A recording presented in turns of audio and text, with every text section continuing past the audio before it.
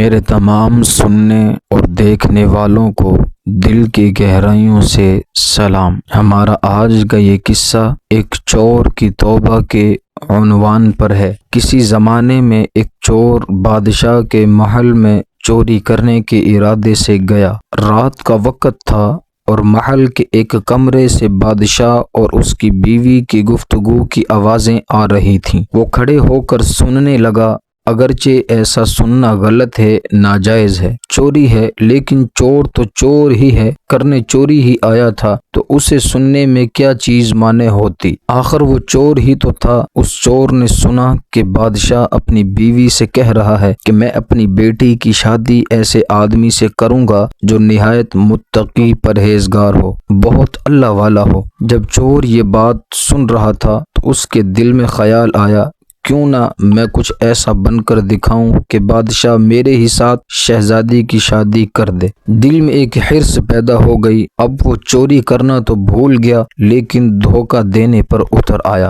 اور گھر جا کر بہت دیر تک سوچنے لگا کہ کس طرح میں اس بات میں کامیاب ہو سکتا ہوں۔ پھر ایک تدبیر اس کی سمجھ میں آئی کہ بادشاہ کے محل کے قریب ایک مسجد ہے، اس میں جا کر بزرگانہ لباس پہن کر اور اس کی وضاقت اختیار کر کے وہاں دن رات عبادت میں مشغول ہو کر بیٹھ جاؤں تو شاید یہ بات بادشاہ تک ضرور پہنچے گی کہ کوئی آدمی یہاں ایسا متقی پرہیزگار ہے جو دن رات اللہ کی عبادت میں مصروف ہے، تو ہو سکتا ہے کہ بادشاہ کی نگاہ میرے اوپر پڑ جائے اور میں شہزادی سے شادی کے لیے چن لیا جاؤں۔ یہ اس چور کا ایک نہایت حقیر اور ذلیل دنیاوی مقصد تھا جس کے لیے اس نے یہ ارادہ کیا۔ پھر اس نے اپنے پروگرام کے مطابق بزرگانہ لباس، پوشاک، وضاقت اختیار کر کے اس مسجد میں جا کر نمازوں پر نمازیں، ذکر و تلاوت، مراقبہ سب شروع کر لیا۔ دن گزرتے رہے اور لوگوں میں شہرت ہوتی گئی کہ کوئی اللہ لے بہت بڑے ولی یہاں آ گئے ہیں جو دن رات عبادت کرتے ہیں، یہاں تک کہ یہ بات بادشاہ تک پہنچ گئی کہ یہاں کوئی اللہ والے آ کر بیٹھے ہیں۔ جوان، زہد و عبادت میں لاجواب، تقوی و طہارت میں بے نظیر۔ جب بادشاہ کو یہ بات معلوم ہوئی تو انہوں نے اپنے ارادے کے مطابق غور و فکر شروع کر دیا کہ شہزادی کے متعلق جو سوچا تھا اس کے لیے اسی کا انتخاب کیوں نہ کر لیا جائے۔ بادشاہ نے اس سلسلے میں گفتگو کے لیے اپنے وزیر کو بھیجا۔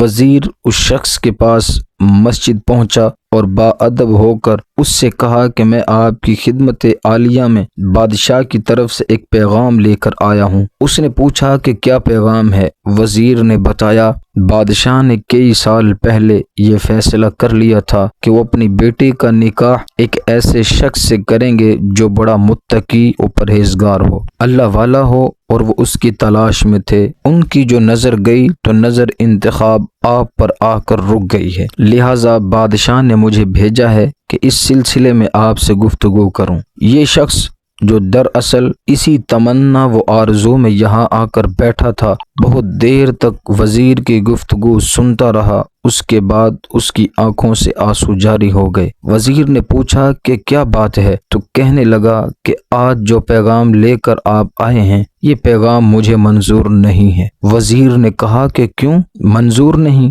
اس شخص نے کہا کہ دیکھیے، میں صاف صاف بات آپ کو بتاتا ہوں کہ میں اصل میں ایک چور تھا اور ایک مرتبہ بادشاہ کے محل میں چوری کے ارادے سے گیا تھا۔ پھر جو کچھ بھی ہوا اس کو سنایا اور اس کے بعد اس چور نے کہا کہ میں نے تو یہ وضاقت اسی حرص کی وجہ سے اختیار کی تھی، لیکن میں یہاں آ کر بیٹھا تو میرے خدا نے مجھے اپنا بنا لیا۔ اب بس اس کے بعد مجھے اور کسی کی ضرورت نہیں، میرے لیے میرا خدا کافی ہے۔ بے شک جب عبادت ہو جائے، نماز ہو جائے، ذکر ہو جائے اور ہماری دیگر عبادتیں واقعی عبادتیں ہو جائیں تو بے شک یہ نمازیں اور عبادتیں انسان کو برائیوں سے روکتی ہیں۔ تو امید کرتا ہوں کہ آج کا یہ واقعہ آپ کو پسند آیا ہوگا۔ آپ سے گزارش ہے کہ ایسے ہی واقعات حاصل کرنے کے لیے میرے چینل YZ Voice کو سبسکرائب کریں